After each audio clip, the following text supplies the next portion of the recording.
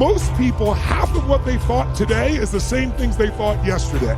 About themselves, about their life, about their business. That's why most people's life don't change very much. But if you wake up and you start realizing, I'm living in a home, an emotional home I don't want, you can change it. See, because everybody's got it. If you've got $1 billion, check this out. If you had $1 billion, but the habitual emotions you go back to are frustrated, pissed off, then your life is called frustrated and pissed off. Doesn't matter how much money you have. Write this down, please. The quality of my life is the quality of my habitual emotions.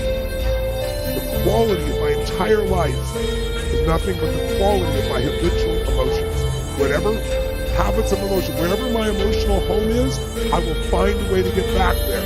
And until I change that, I'm going to have a problem. How many of you see people in some part of the world, in my country, for example, you'll see this in the middle of America where there's certain places that have cyclones all the time. Or maybe down in New Orleans or places where every few years you get a huge storm that wipes out everybody right on the coast there. But then 2 years later, it happens again. They rebuild, it happens again. How many have ever thought to yourself, why don't these people move? Why don't they move, guys? Because it's what they're conditioned. They call that home. I don't want to leave my home. It's what I know. It's easy to see when it's somebody else and it's physical. It's harder to see when it's yourself and it's emotional. Because we have an emotional home. Some of you grew up in a really tough environment. I did too.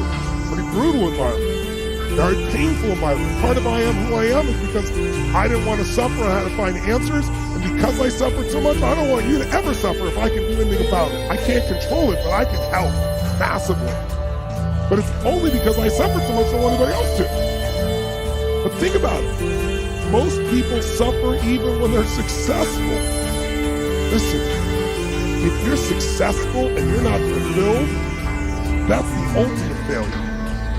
If you got people that love you and you're not feeling joyous and alive, something's wrong. And you know what it is?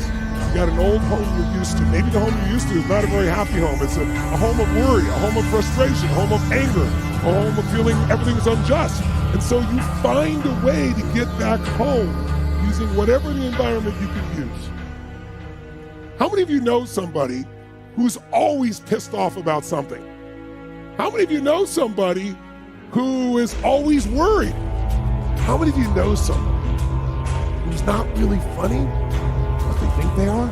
And they crack themselves up telling stupid jokes? How many know somebody like this who cracks themselves up and they laugh so much that even though it's not funny, you find yourself laughing too? These people have different emotional homes. Some people's home is anger. They'll always find something to be angry about. It's what they're used to. It's their conditioning. So even when the storm comes and messes up their life, they go right back to that same shit. Wouldn't it be nice to upgrade your home, your emotional home where you live? What if you could live every day with the vast majority of the emotions you had were joy and gratitude and love and appreciation, even in the middle of COVID, even when somebody does something unjust, compassion, playfulness? What would that feel like if you were in those states every day, 99% of the time? If you weren't, you got out of it quick. You can make that change this weekend, and I'm not exaggerating an ounce. I'm not saying you're going to be perfect and never have a negative feeling, because negative feelings are sometimes a signal to make us change. But most people have a negative feeling and they just hang on to it, keep living with it, find other things to be negative about. That will never give you what you want. The money won't do it. The acknowledgement of others won't do it. Everything you think will do it will not do. Only one thing will do it. You drawing a line in the sand and making the most important decision of your life that you're going to live in a beautiful state no matter what. Because life is too short to suffer. We have a choice. Listen to me. Pain is sometimes part of life, but suffering is a choice. But for most of us, not a choice because we have the habit of suffering, being stressed, being worried, being frustrated, being pissed off. And because we're wired that way, that's the muscle we built.